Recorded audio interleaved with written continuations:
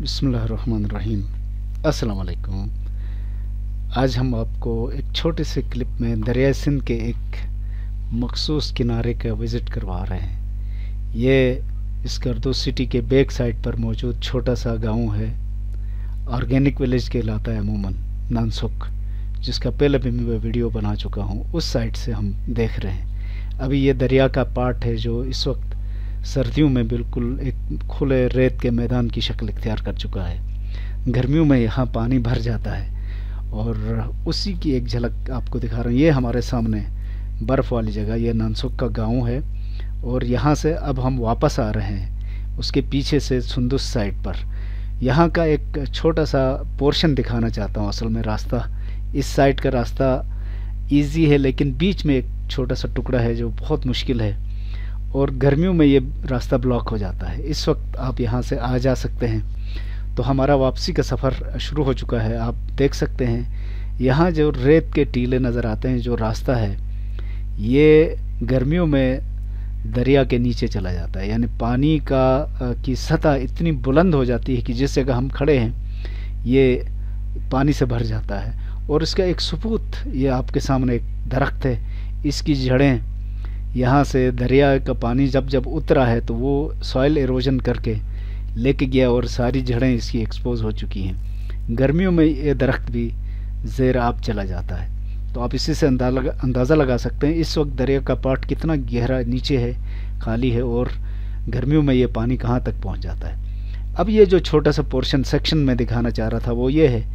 ये इस वक्त तो पैदल चलने के काबिल है, लेकिन गर्मियों में ये डूब जाता है, इसलिए गर्मियों में ये रास्ता मतरूक हो जाता है। इस वक्त हम आराम से आ जा सकते हैं। यहाँ भी आप देख सकते हैं ये रेत का छोटा सा टीला है और ये रेत काफ़ी भर जाती है। गर्मियों में जब पानी का लेवल यहाँ तक पहुँच जाता है तो ये भर जाता है। आस्ता आस्ता ये रेत नीचे चली जाती है, क्योंकि जो जो पानी उतरता है ये भी कटाव का शिकार हो जाता है। तो जिनको डर नहीं लगता है, सिर्फ वो लोग हजरात इस रास्ते का इंतखाब करें, अदरवाइज़ ये डेंजरस है। आप चाहें तो नीचे पानी थोड़ा सा है, उसको क्रॉस करके उधर जाके आ सकते हैं। जिनको हाइट फोबिया नहीं है वो इस रास्ते से बआसानी आ जा सकते हैं। और अब हमने तकरीबन वो मुश्किल वाला पोर्शन कंप्लीट किया है। हम आगे बढ़ चुके हैं और मेरे साथ प्रोफेसर इस्माइल साहब हैं जो ट्रैकिंग के शौकीन हैं, लेकिन ये कम टाइम मैनेज कर पाते हैं ट्रैकिंग के लिए और बआसानी आ जा सकते हैं। तो मुझसे कहीं बेहतर तौर पर ये उन मुश्किल पोर्शंस को क्रॉस कर रहे हैं। मुझे तो फिर भी थोड़ा बहुत डर लगता है, लेकिन बहरहाल इतना नहीं। तो एक और चीज़, पहाड़ी रास्तों में कभी आपको चढ़ाई ऊपर जाना पड़ता, कभी नीचे आना पड़ता। देखें अभी थोड़ी देर पहले हम दरिया के पार्ट से काफ़ी ऊपर थे, अब नीचे आए हैं तो यहाँ पानी थोड़ा सा दलदली सा है। इस वक्त पानी बहुत कम होने की वजह से दलदल इतनी ज़्यादा नहीं है, वरना ये बहुत डेंजरस हो जाता है। इसमें आपको पता नहीं होता है कि पैर आप रखेंगे तो वो सही जगह पे पड़ेगा या नहीं। तो बहरहाल हम आगे बढ़ रहे हैं अभी और इस मुश्किल पोर्शन से हम तकरीबन आगे निकल चुके हैं। और यहाँ जब हम काफ़ी आगे बढ़े थे तो हमें एक और चीज़ नज़र आई जो मैं आपको दिखाता हूँ। वो क्या थी? ये दरिया के बीचों बीच दो बंदे देसी कश्ती में हैं, जिसको बल्ती में ज़ख कहा जाता है, शिना में इसको जालो कहते हैं और उर्दू में आप इसको कश्ती कह सकते हैं। दरअसल ये कश्ती क्या है, दो टायर ट्यूब्स हैं बड़े, जिनके ऊपर कुछ सूखी टहनियों का एक बेड सा बिछाया गया है, जिनको आपस में बांधा गया है। और अब ये एक बंदा चप्पू चला रहा है, दूसरा शायद उसका पार्टनर मुसाफिर है। यहाँ जो काम हो रहा है वो भी मैं बताऊंगा। इधर फ़िलहाल इसका एंकर देखें।